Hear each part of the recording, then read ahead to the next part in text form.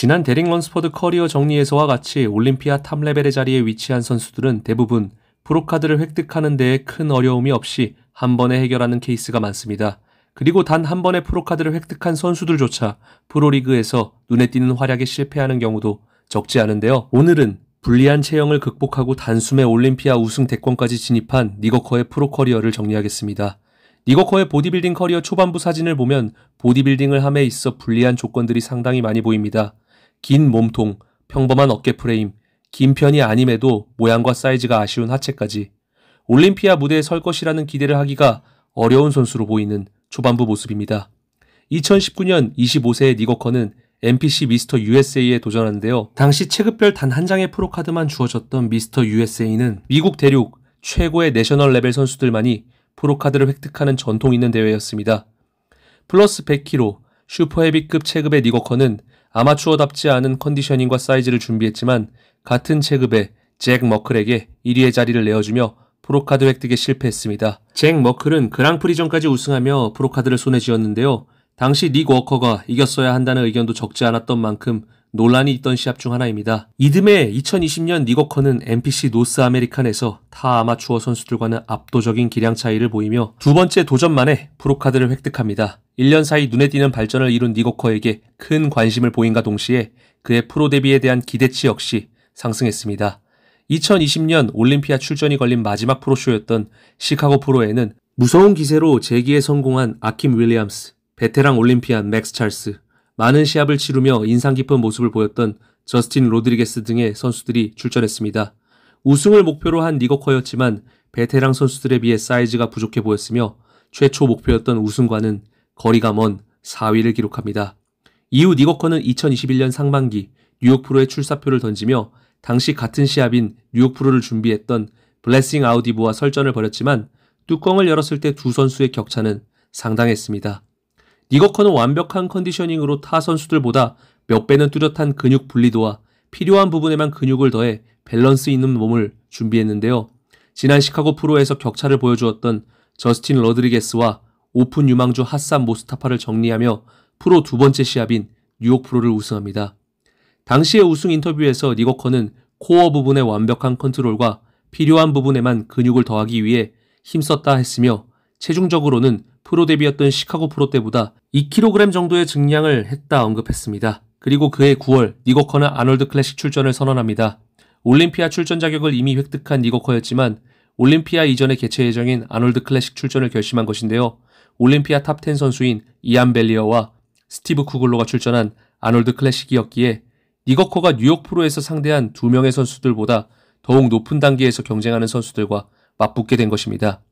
니거커는 뉴욕 프로 때와 같은 선명한 분리도와 더욱 큰 볼륨감을 준비해 세 번째 프로 시합인 아놀드 클래식까지 우승하며 최고의 주가를 달리게 됩니다. 그리고 올림피아 탑5를 기록했는데요.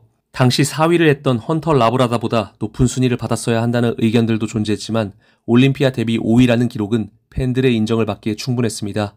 당시 1위부터 3위를 기록한 빅 라미, 브랜든 커리, 하디 추판 이 3명의 선수와 경쟁하기에 아직은 눈에 띄는 격차를 보이기도 했습니다. 이후 니거커는 그와 오랜 기간을 함께한 맷 젠슨 코치와 불화에 휩싸여 있는데요. 2022년 아놀드 클래식의 출전에 타이틀을 방어하고 싶다한 니거커에게 휴식을 취하고 2022년 올림피아만을 준비하라는 맷 젠슨 코치와 의견 충돌이 있었습니다. 그들은 결국 선수와 코치의 관계를 그만두었습니다. 니거커는 이후 비시즌을 함께 준비할 코치로 도움 머타시오 코치와 함께했는데요. 베테랑이면서 학위도 소유한 코치였지만 오픈 탑 레벨의 선수와 함께한 경험이 없던 코치였기에 많은 사람들이 의문을 자아냈습니다. 그럼에도 니거커와 돔은 초반 상당히 훌륭한 케미를 보이며 순조로운 오프시즌을 보냈으며 5월에 있던 피츠버그 프로 게스트 포징에서는 경악스러울 정도의 사이즈를 보인 니거커였습니다. 올림피아에 근접해지면서 니거커는 돔 모타시오와의 컨택을 멀리했으며 결국 코칭을 그만두겠다 하는 연락 한 통 없이 맷 젠슨 코치와 재결합을 이루었는데요. 이때 당시 돔 모타시오는 미디어와의 인터뷰에서 서운한 감정을 노출하기도 했습니다. 닉은 시합이 가까워지면서 오프시즌 증량한 사이즈를 확실하게 보여줄 컨디셔닝에 대한 압박이 있었기에 본인의 몸을 조금 더 오랜 기간 지켜본 맷 젠슨과 다시 함께할 것을 선택했다 합니다. 맥과 닉은 수차례 시합을 함께한 코치와 선수답게 2022년 올림피아에서 증량된 사이즈를 완벽하게 보여줄 컨디셔닝을 장착해 등장했습니다. 그리고 새롭게 치고 올라온 탑2, 하디 추판, 데릭 런스퍼드에 이은 3위를 기록합니다. 지난 챔피언이었던 빅라미와 브랜든 커리를 처음으로 잡아낸 닉은 팬들의 사랑을 듬뿍 받는 선수에게 주어지는 피플스 챔피언 자리까지 차지합니다.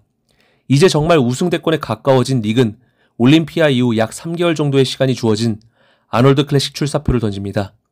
대폭 상금이 오른 아놀드 클래식엔 2022년 올림피아 6위를 기록한 삼손 다우다와 5위의 빅라미, 8위의 앤드류 잭이 출전 예정이었는데요.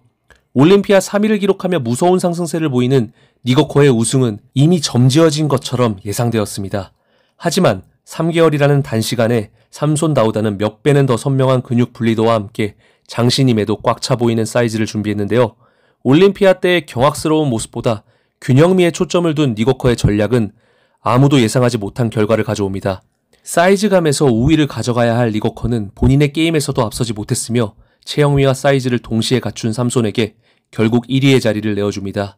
니거커 커리어 내에서 처음으로 있는 일보 후퇴였으며 무서운 기세로 상승세만을 이어오던 선수에겐 멘탈적으로 큰 타격이 있을 법한 일인데요.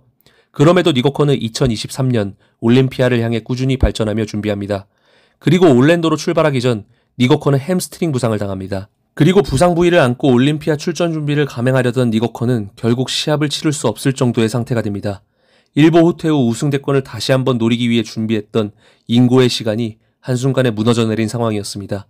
10주가 지난 지금 니거커는 조금씩 훈련을 진행하며 좋은 몸 상태를 유지하는 중입니다. 하지만 2024년 올림피아 출전 자격이 없는 상태의 니거커는 올림피아 출전을 위해 하반기 시합을 준비해야 하는 상태인데요. 스스로 올림피아 스페셜 인비테이션에 대한 언급을 했던 니거커에게 스페셜 인비테이션이 주어질지는 미지수인 상황입니다. 지금까지 니거커의 프로 커리어를 되돌아본 시간을 가졌습니다. 이런 영상이 유익하셨다면 좋아요 부탁드립니다. 감사합니다.